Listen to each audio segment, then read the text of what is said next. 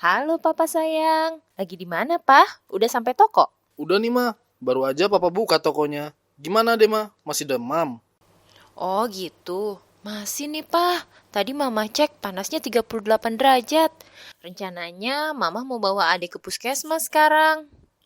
Iya Ma, coba diperiksa, biar cepat sembuh adeknya.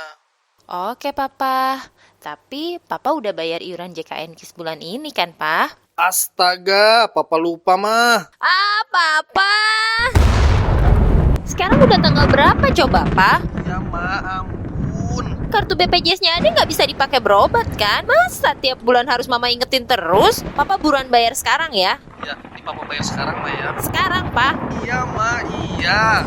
Bagi kamu yang harusnya cerah, malah jadi ambiar deh, gara-gara lupa bayar iuran JKN KIS. Ingat, sakit itu bisa datang kapan aja.